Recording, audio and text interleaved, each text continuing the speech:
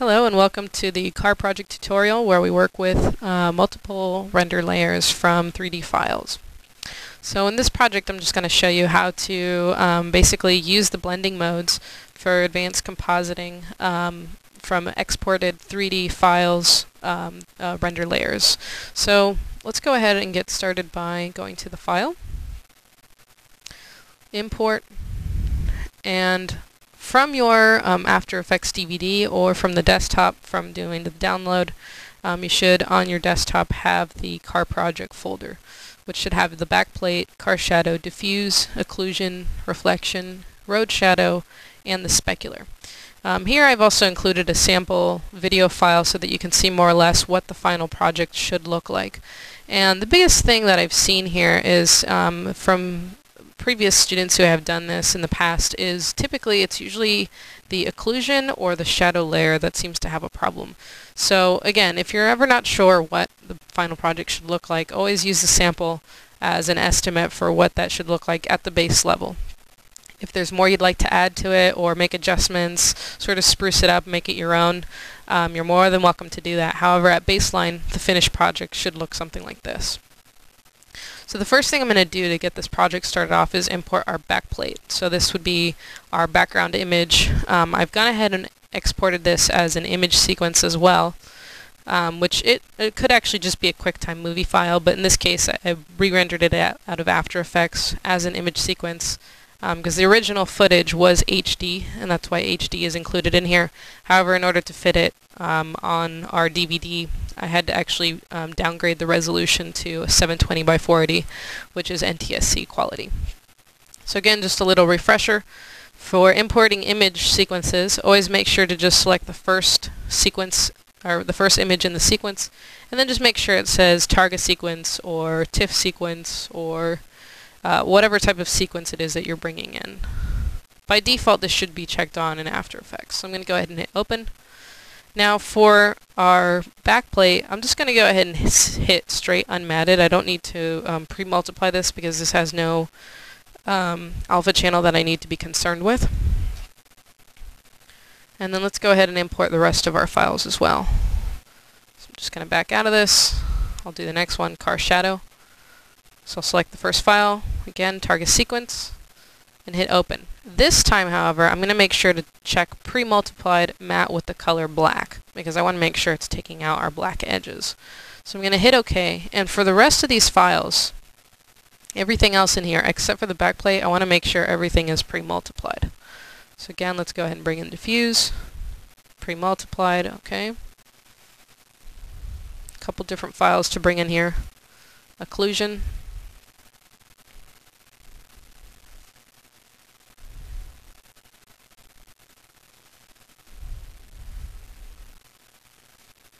Our reflection,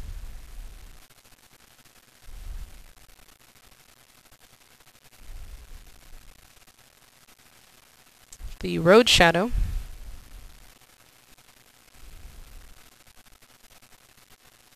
and finally we have our specular layer.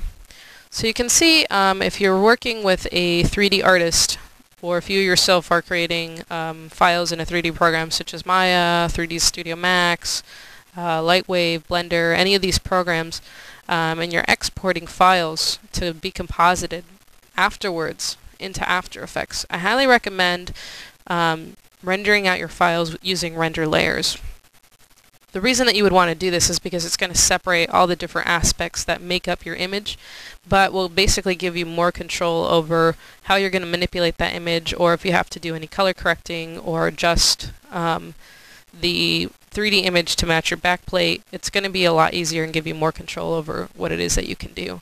So you can see here when I've done a full multi render layer pass, I have car shadow, which is the shadow on the car, a diffuse layer. Diffuse basically is like your color pass, so the base color on the image.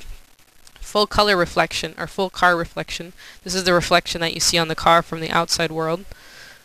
Occlusion pass, this is kind of sometimes called the dirt pass, which is basically a layer that will include some grit, a little bit of grain, and this layer is actually something that in the last couple of years in 3D has become something that's absolutely critical. It's not something that was always used that commonly, but probably within about the last 4 years it's become like the rave of the 3D world. Basically, if you don't have an occlusion pass, you might as well not even be rendering something that's going to be composited with something realistic. Even very cartoony style 3D images are using occlusion now. So basically, occlusion is, think of it as like a dirt layer, like a grain layer for a film plate. Road shadow is the shadow that the car is casting onto the road. And finally, the specular is sort of like the main highlights that are going to be showing up on the car. Based on the position of the light, will tell the 3D program where it is that the highlights are supposed to show up on the car, and then also based on the curves and the shape of that image. So we have a lot of different layers here. That gives us about 6 different layers to do a full render layer pass. So to get this started, I'm going to go ahead and put the backplate into the timeline. And the reason I'm just dropping this in as opposed to creating a composition first, because I know this backplate has all the parameters that I would like to match all of the rest of my layers to. So I'm just dropping this in and letting it tell After Effects which settings to create. So here I can even double check, make sure it's 720 by 480, it's 30 frames per second, and then you can see the duration here as well. Just go ahead and hit OK. If I want, I can rename the composition, so I can call this Car Project, for example.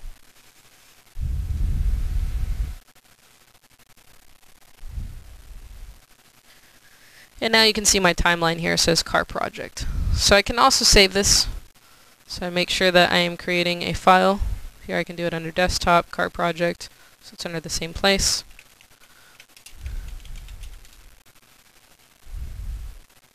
And now here at the top where I don't have an asterisk, that tells me that this is the newest file of this version that I have.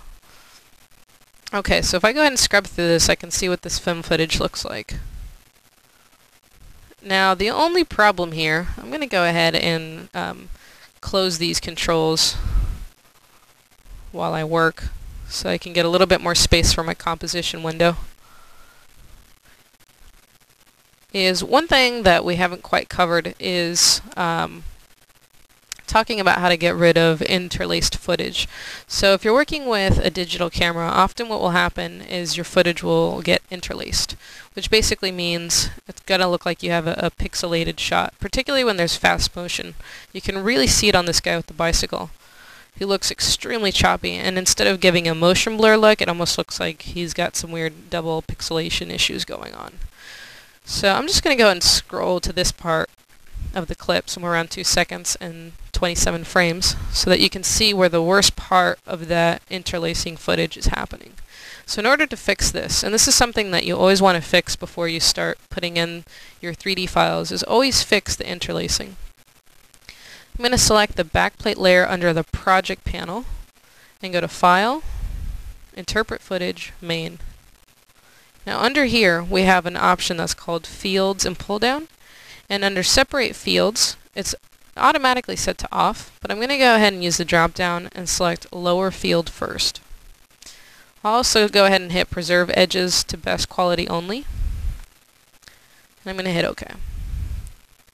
Now immediately what you see here is this image gets a lot, it sort of combines it and gets rid of our nasty pixelation and gives us a little bit more of an actual blurred look. So you can see if I go back to off, just pay attention to the guy over here in the right side of the screen. If I turn this to off and hit OK, see how that changed drastically there? Let's make sure we have that selected. Alright, so let me go ahead and turn that back on now that you're paying attention to it. Again, I'm going to hit upper field first, and then once I hit OK, you'll see this image immediately change from pixelated to something that looks a little bit more like he's just being blurred from a motion blur action. Okay, so now that we have that fixed, let's go ahead and start dropping in our render layers for our car. So this is our backplate. That means it's going to be the bottom layer. The first thing I'm going to start with is the diffuse layer, since this is our color layer. I'm going to go ahead and grab this and drop it in as the top layer. And one thing